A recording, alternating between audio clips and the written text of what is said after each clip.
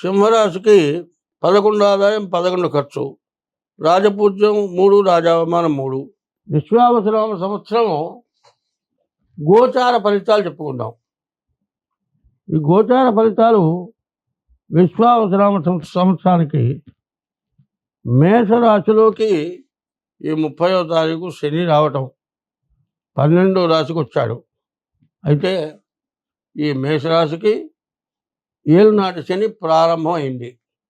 ఈ ఏలునాటి శని సంవత్సరాలతో కూడా ప్రారంభమవుతుంది. అందులో మరి 30వ తారీఖున 6 గ్రహాలు ఒకచోట చేరినాయి.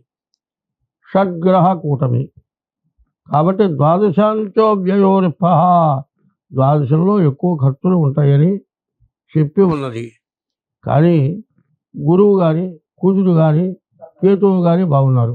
సింహరాశి, ఈ సింహరాశికి అధిపతి సూర్యుడు. ఈ సింహరాశికి అష్టమంలోకి శని వచ్చాడు.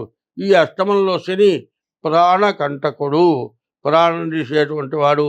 ఎట్లా ప్రాణం తీసేటువంటి స్థితి ఉంటుంది. మనం గడప దాటి అడిగేద్దామని బయలుదేరాం. కాలు పైకెత్తి అవతలకి వేస్తున్నాం అనుకొని ఆ గడపకే కాలు తగిలితే బోర్లపడతాం. బోర్లపడి తలకాయ కూడా పగలొచ్చు. కానీ కాలు గడపకి తగలాలనే ఉద్దేశంతో మాత్రం కాలు ఎత్తలే. గడప దాటటానికి ఎత్తావు. కానీ ఆ ఎత్తిన కాలు గడపకి సమానంగా వచ్చే తగిలి నువ్వు బోర్లపడి తలకాయ పగులుతుంది. అట్లా అనుకోని జరుగుతాయి. అంటే నువ్వు కావాలని చేసుకోలేదుగా, గడప దాడదామని అడిగేశావు. కానీ నీ గ్రహస్థితి బాగుండకపోవటం వల్ల గడప తగిలి పడి తలకాయ పగలటము ఇట్లాంటి సమస్యలు బాగా రావటానికి అష్టమ శని వల్ల ప్రాణకంటకుడు, ప్రాణం తీసిన పని జరుగుతుంది. కాదండి, ఆ దాటేటప్పుడు అడిగేటప్పుడు ఏ కాలో జారి పడ్డాడు అనుకోండి, కాలు విరగటం, ఆపరేషన్ చేయటం, 2 నెలలో 3 నెలలో 4 నెలలో 5 నెలలో మంచంలో ఉండటం. చదువుకునే వాళ్ళకి చదువు పాడైపోతుంది. మరి వ్యాపారం చేసుకునే వాళ్ళకి ఇంట్లో 4 నెలలు ఉంటే వ్యాపారం చెడిపోతుంది. ఉద్యోగం చేసుకునే వాళ్ళకి కూడా మరి లీవ్ ఎట్లా ఇస్తారు? జీతం నష్టం మీద లీవ్ ఇస్తారు. ఇటువంటి వాటి వల్ల ఖర్చు ఏమో ఎక్కువ, ఆదాయం అసలు ఉండదు. కాబట్టి దీనివల్ల చాలా నష్టాలు కష్టాలు ఎక్కువగా ఉన్నాయి. కాబట్టి ఈ సింహరాశి వాడు కూడా జాగ్రత్తగా జాతకం చూపించుకోవడం చాలా అవసరం. ఈ రాశి వాళ్ళు చాలా కష్టాలు పడతారు, అది మాత్రం గుర్తుపెట్టుకోండి.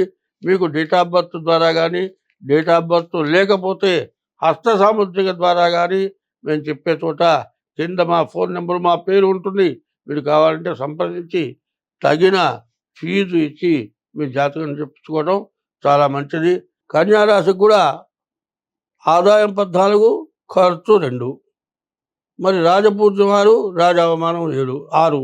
కన్యారాశి, ఈ కన్యారాశి కూడా గురువు కుజుడు తప్పితే ఏ గ్రహాలు బాగాలేవు. అందులో ఈ గ్రహాలని కూడా ఈ కన్యారాశికి సప్తమంలో 7వ స్థానంలో వివాహ స్థానంలో ఉన్నాయి. ఈ వివాహ స్థానంలో ఉన్నటువంటి గ్రహాలు భార్యాభర్తలకు చాలా సమస్యలు వచ్చేటటువంటి లక్షణాలు ఉన్నాయి.